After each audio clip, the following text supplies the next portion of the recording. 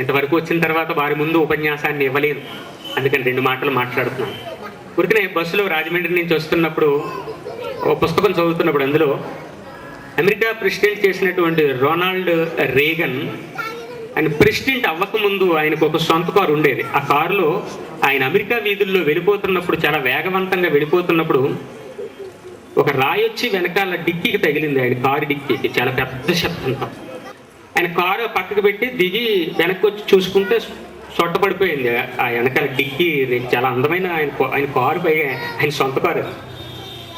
ఎవరు కొట్టారా అని చెప్పి చూసే లోపు ఇంకో రాయి పట్టుకుని రోడ్డు పక్కనే ఒక అబ్బాయి నుంచున్నాడు. ఆయన చాలా కోపం వేసింది. వెళ్ళి కొట్టేద్దాం ఆ పిల్లవాడిని అన్నంత కోపంలో వెళ్ళి, ఎందుకు కొట్టావు అని చెప్పని, ఒక అరగంట నుంచి ప్రయత్నం చేస్తున్నాను, ఈ దారిలో వెళ్తున్న ఏదైనా ఒక కారు ఆగుతుందేనేమోనని, సరిగ్గా తగిలింది మీ కారుకి, ఇప్పుడు మీరు ఆగారు అన్నాడు పిల్లవాడు. ఈ మాటలకి ఇంకా కోపం వచ్చేసింది అక్కడ రేగన్కి. తీసుకెళ్ళి జైల్లో పెట్టిందాం ఈ పిల్లవాడిని అన్నంత కోపం వచ్చి, నువ్వు ఎందుకు ఆపేవో ముందు సమాధానం చెప్తావా అని.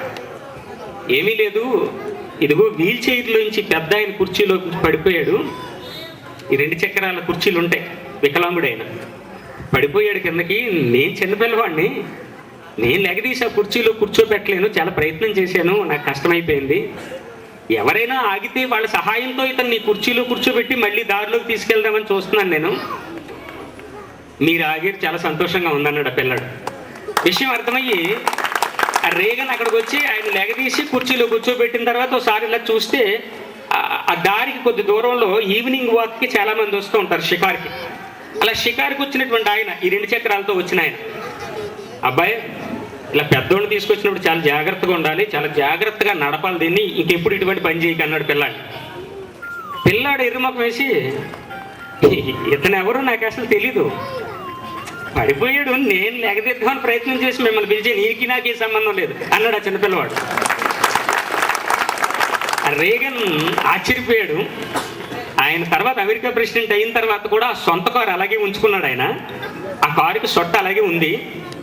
చాలామంది మీటింగుల్లో అడిగారు ఆయన్ని, మీరు అమెరికన్ ప్రెసిడెంట్ కదా, ఈ కారుకి సొట్ట అయ్యి ఇలా ఉండిపోయింది ఏంటని అన్నప్పుడు, నేను దాన్ని చూసినప్పుడల్లా బహుశా మానవత్వానికి చిహ్నం అంటే అదే కాబోలని నేను అనుకుంటూ ఉంటాను, అందువల్ల దాన్ని అలా ఉంచాను.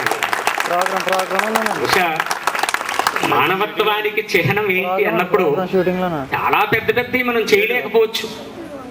2006లో